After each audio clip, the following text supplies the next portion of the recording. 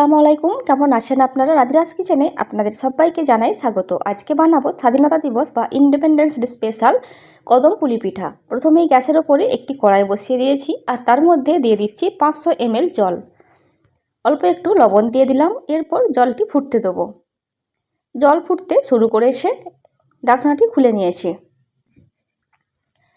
এরপর 300 গ্রাম চালের গুঁড়ো নিয়েছি আর গ্যাসের ফ্লেমটা একেবারে লো করে দিয়েছি।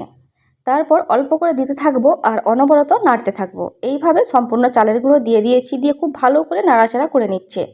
খুব ভালো করে নেড়ে নেওয়া হয়ে গেছে। এবার গ্যাসের ফ্লেমটি অফ করে দিয়ে 5 মিনিটের জন্য ঢেকে রাখছি। আবারও কড়াই বসিয়ে দিয়েছি গ্যাসের ওপরে। তারপরে তার মধ্যে দিয়ে দিচ্ছি নারিকেল কোড়া। এখানে আমি 1.5টা নারিকেল নিয়েছি, মানে 3টি মালা, মিডিয়াম সাইজের 3টি মালা নিয়েছি। দিয়ে দিচ্ছি 60 গ্রাম চিনি। একটা পুর তৈরি করে নেব। খুব ভালো করে সব কিছুকে একসাথে মিশিয়ে দিয়েছি। দেখুন নারকেল থেকে জল ছাড়তে শুরু করেছে। দিয়ে দিলাম অল্প একটু এলাচের গুঁড়ো, চাইলে আপনারা তেজপাতাটাও দিতে পারেন।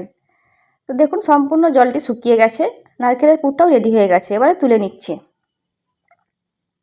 যে খামিরটা বানিয়ে রেখেছিলাম সেটিকেও হাত দিয়ে খুব ভালো করে মেখে নিচ্ছি। হাতে যদি লেগে যায় জলের মধ্যে হাত ডুবিয়ে আপনারা এটিকে মেখে নিতে পারেন। দেখুন কতটা স্মুথভাবে মেখে নিয়েছি। এবার একটি সমান কিছুর উপরে এই ডোটি নিয়ে নিলাম। এটিকে একটু লম্বা শেপ দিয়ে নেব। তারপর এটিকে 3টি ভাগে ভাগ করে নেব। 3টি ভাগে ভাগ করে নিয়েছি।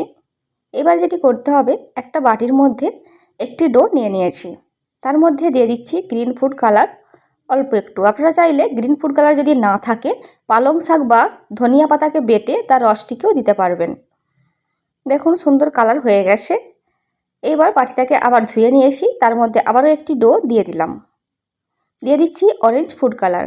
অরেঞ্জ ফুড কালার যদি না থাকে আপনারা গাজরকে বেটে তার জুসটাকেও ব্যবহার করতে পারবেন বা জর্দা রঙটিকেও ব্যবহার করতে পারেন। বাটিটাকে আবারও ধুয়ে নিতে হবে। তারপর দিয়ে দিচ্ছি সাদা কালারের ডোটি, দিয়ে খুব ভালো করে এটিকেও মসৃণ করে মেখে নিয়েছি।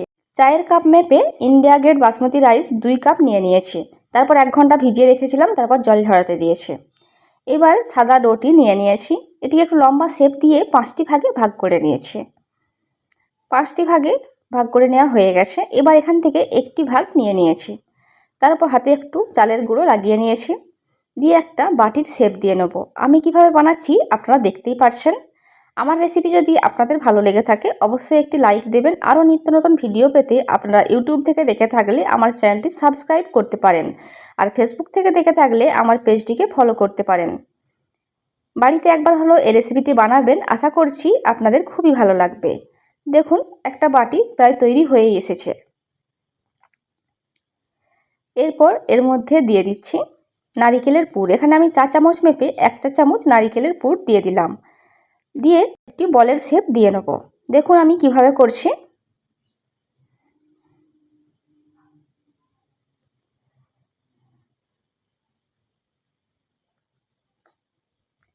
এইবার এটিকে হাতের সাহায্যে একটু ঘুরিয়ে নিচ্ছি, একটু মসৃণ করে নেব। দেখুন সুন্দরভাবে একটি বল তৈরি হয়ে গেছে। এইভাবে সবগুলিকে বানিয়ে নিচ্ছি, তারপর আপনাদের দেখাচ্ছি। দেখুন কতটা সুন্দর লাগছে সব বলগুলি।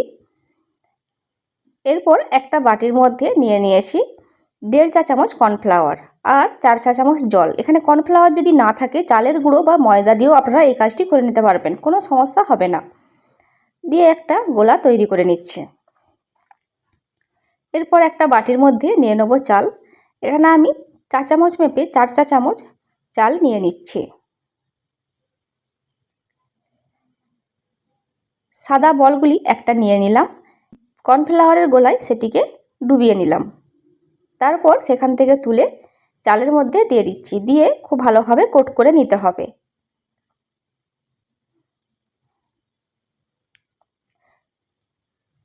দেখুন সুন্দরভাবে এটিকে কোট করে নিচ্ছি। আপনারা চাইলে হাত দিয়েও এটিকে করে নিতে পারেন, কোনো সমস্যা হবে না।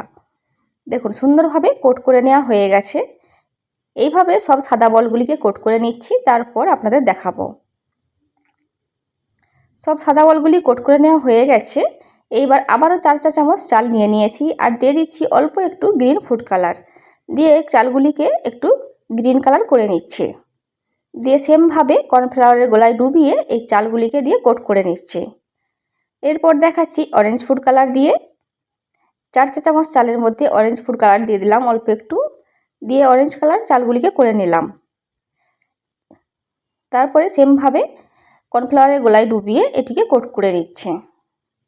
দেখুন কতটা সুন্দরভাবে সবগুলি তৈরি হয়ে গেছে। এবার যে পাত্রগুলিতে এগুলিকে ভাপ দিয়ে নেব সেই পাত্রগুলিতে একটু তেল ব্রাশ করে নিচ্ছি। আমি দুইভাবে এখানে ভাপ দিয়ে দেখাবো। সবগুলিতে তেল ব্রাশ করা হয়ে গেছে। এবার সব কালারিং বলগুলি এই থালার মধ্যে সাজিয়ে দিচ্ছে। একটা স্টিমার নিয়েছি আর স্টিমারের মধ্যে দিয়ে দিয়েছি জল, অর্ধেকের কম জল আমি দিয়েছি। দেখুন জল ফুটতে শুরু করেছে, তখন আমি এই ওপরে ছিদ্রযুক্ত পাত্রটি বসিয়ে দিলাম, দিয়ে ঢাকা দিয়ে রাখছি। ঢাকনার মধ্যে যদি কোনো ছিদ্র থাকে সেটিকে অবশ্যই বন্ধ করে দিতে হবে। আর একটা হাঁড়ির মধ্যে জল নিয়েছি, অর্ধেকের কম জল নিয়েছি, তার উপরে এই থালাটিকেও বসিয়ে দিলাম, দিয়ে এটিকেও ঢেকে রাখছি। সম্পূর্ণ 15 মিনিটের জন্য সবগুলিকে ঢেকে রাখবো। 15 মিনিট পর দেখাচ্ছে। দেখুন সাদা কদম ফুলগুলি রেডি হয়ে গেছে। একটু ঠান্ডা করে নিয়েছি, তারপর তুলে দেখাচ্ছি। দেখুন কতটা সুন্দরভাবে উঠে চলে আসছে আর দেখতে হয়েছে অনেকটা সুন্দর। এইবার কালারিং কদম ফুলগুলিকে দেখাচ্ছি। দেখুন ঠিক এইরকম হয়েছে। ঠান্ডা করে তুলে নিচ্ছি। দেখুন কতটা সুন্দর লাগছে দেখতে, খেতেও হয় বেশ ভালো। বাড়িতে অবশ্যই একবার হলেও বানাবেন, এটি আমার রিকোয়েস্ট রইল আপনাদের কাছে। এবার আপনাদের কেটে দেখাচ্ছি ঠিক কেমন হয়েছে। দেখুন ভেতরটা ঠিক এই রকম হয়েছে। সম্ভব হলে আত্মীয় পরিজনদের মধ্যে আমার রেসিপিগুলি শেয়ার করতে পারেন। ভালো থাকবেন সবাই, আমার ভিডিওগুলি দেখবেন, আমাদের দোয়া করবেন। খোদা হাফেজ।